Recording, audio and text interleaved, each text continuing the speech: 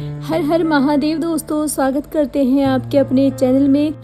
रोज़ाना पूजा पाठ करने से कौन सी शक्ति की तरंग आपको प्राप्त होती है। देखिए, जो लोग रोज़ाना पूजा पाठ करते हैं, साधना करते हैं अपने इष्ट देव की, तो उनके मन में ये शंका भी बनी रहती है और बहुत से लोगों को ये पता नहीं होता है कि जिस भी देवता की आप पूजा करते हैं, क्या सिर्फ उन्हीं की तरंगें आपको प्राप्त होती हैं, उन्हीं के गणदूत आपको प्राप्त होते हैं। देखिए, मैं आज आपको वीडियो में बताने जा रही हूँ कि जिस भी देवता की आप पूजा करते हैं, उनकी तरंगें तो आपको मिलती ही हैं, बल्कि जो दूसरे देवता होते हैं, जो उनके साथ चलते हैं, वे पूजे जाते हैं, उनके जोड़े में जो चीज़ चलती है, जो शक्तियाँ चलती है, वो भी आपको प्राप्त होती है। उसकी भी तरंगें आपके पास आती हैं, उनकी भी दिव्य शक्तियाँ आपको मिलती है। क्योंकि जिस भी देवता की आप पूजा करते हैं, जो भी आपके इष्ट देव हैं, उनकी साथ में जो भी शक्ति चलती है, वो बहुत ही ज़्यादा प्रसन्न होकर के आपको सबसे पहले मिलती है। तो ये बात ज़रूरी नहीं है कि आप जिस देवता की पूजा करते हैं, सिर्फ उन्हीं की शक्तियाँ आपको प्राप्त होंगी। देखिए, ये ठीक भी बात है कि जिस भी देवता की आप पूजा करते हैं, उनकी शक्तियाँ तो आपको प्राप्त होती ही हैं। देखिए, जैसे माता रानी के नवरात्रे चलते हैं, तो उसमें आपको हनुमान जी की भी शक्तियाँ प्राप्त होती हैं, भैरव बाबा की भी शक्तियाँ प्राप्त होती हैं, और 64 योगिनियाँ माता के साथ चलती हैं, 52 भैरव चलते हैं, कलवे चलते हैं, पीर चलते हैं। तो कोई सी भी शक्ति आपसे प्रसन्न होकर आपके घर में आ सकती है, आपके शरीर के अंदर आ सकती है। क्योंकि देवता, जब आप एक देवता की जब आप पूजा करते हैं, साधना करते हैं, तो अगर आपका एक देवता सिद्ध हो जाते हैं, एक देवता सद जाते हैं, कहते हैं ना कि एक सदे तो सब सदे। अगर आपने किसी एक देवता की अच्छे से सच्चे मन से साधना कर ली है, पूजा की है, और आपके वो इष्ट हैं, आप उनको सबसे ज़्यादा मानते हैं, तो उनके साथ साथ बहुत सारे देवताओं की शक्तियाँ भी आपके पास आ जाती हैं, जो कि आपको सपने के माध्यम से बहुत बार दिखा देती हैं।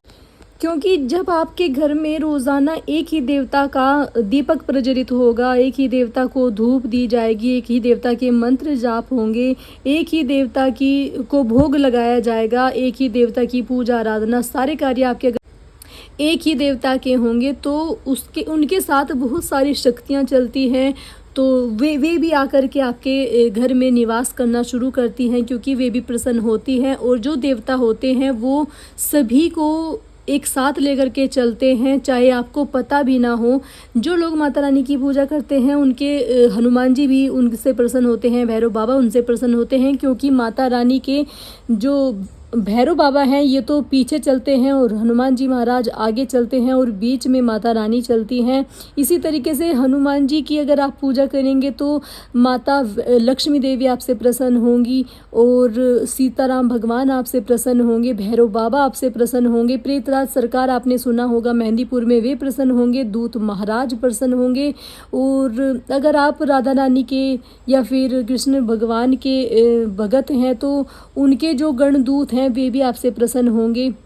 अगर आप बाबा भोलेनाथ के भगत हैं, तो बाबा भोलेनाथ तो देवों के देव महादेव हैं, उनके साथ तो सारे ही देवता चलते हैं, सभी गणदूत चलते हैं, और सारी शक्तियाँ आपको वो प्राप्त होंगी। जब भी आप किसी एक देवता को मानते हैं, पूजते हैं, तो सबसे पहले आपको यही कार्य ध्यान में रखना है, यही बात ध्यान रखनी है कि जगह जगह दीपक ना जला करके, किसी न किसी अलग अलग देवता को ना मान करके, सिर्फ और सिर्फ आप टारगेट रखिए एक ही देवता को सिद्ध करने का। चाहे उसमें हनुमान जी महाराज आप के इष्ट देव हो सकते हैं, या फिर बाबा भोलेनाथ हो सकते हैं, माता रानी हो सकती है, भैरव बाबा हो सकते हैं, बाबा मोहन राम हो सकते हैं, आपके घर के कुल देवता, आपके घर की कुल देवी, या फिर आपके घर के देवता पितृ महाराज हो सकते हैं।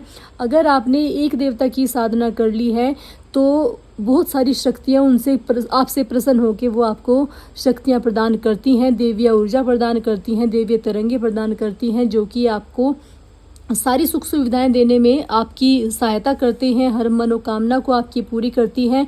आपके घर पर अगर कोई नकारात्मक शक्ति है, उसको निकालने में आपकी सहायता करती हैं, और आपके सारे बिगड़े हुए कार्य बनाने में आपकी सहायता करती है। साथ ही आपको आध्यात्म में आगे बढ़ाने का भी वो कार्य बहुत ही ज़्यादा करती हैं। क्योंकि जो दिव्य शक्ति आपके पास आती है, वो तो फिर आपके पास ही रहेगी, जन्म जन्म तक वो फिर आपके पास रहेगी। क्योंकि ये किसी पुण्य जन्म का ही आशीर्वाद होता है कि आप पूजा करते हैं, आराधना करते हैं, साधना करते हैं, भगवान को मानते हैं, और वो आपको जन्म जन्म तक यूं ही ऐसे ही मिलता रहता है। बस आप जितना हो सके उतनी ज़्यादा आप पूजा शुरू करें। और चाहे कितना भी दिक्कत आए, कितनी भी परेशानी आए, भगवान ने देखो अगर सुख दिया है तो दुख अवश्य रूप से आएंगे, अगर दुख दिया है तो सुख अवश्य रूप से आएगा। तो आपको भगवान को न तो कभी दोष देना है और न ही कभी उनसे स्वार्थ से बिल्कुल भी उनकी पूजा नहीं करनी है आपको। देखिए अगर आप स्वार्थ से पूजा करेंगे तो वो थोड़ा कम प्रभाव आपके पास आएंगी शक्तियाँ। अगर आप बिल्कुल ही एक उन्हें बहुत ही मतलब देवता की तरह ना मान के बाबा भोलेनाथ हैं जैसे कि आप उन्हें एक पिता के रूप में मान करके पूजा करेंगे, अगर माता रानी की आप सेवा करते हैं तो अगर आप उन्हें एक माता रानी की जैसे घर में माँ होती है उसकी तरह अगर आप पूजना शुरू करेंगे तो बहुत ही ज़्यादा प्रसन्न होती हैं शक्तियाँ। कभी भी बिल्कुल भी स्वार्थ से उनको ना पूजें।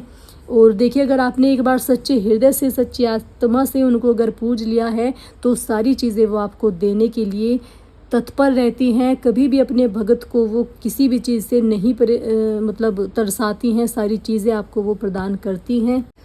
तो दोस्तों वीडियो में बस आज इतना ही। जिन लोगों के मन में शंका बनी हुई थी या फिर वो जानते नहीं थे इस बात को, मैंने आज आपको वीडियो में समझा दिया है। उम्मीद है कि आपको वीडियो पसंद आई होगी। अगर पसंद आई है प्लीज़ वीडियो को एक लाइक करें, कमेंट में ओम नमः शिवाय लिखें। अगर पहली बार चैनल पर हैं तो चैनल को सब्सक्राइब अवश्य रूप से करके और बेल आइकन को ज़रूर प्रेस करें ताकि जो भी मैं वीडियो रोज़ डालती हूँ उसका नोटिफिकेशन सबसे पहले आपको प्राप्त हो और आप वीडियो का लाभ उठा पाएँ।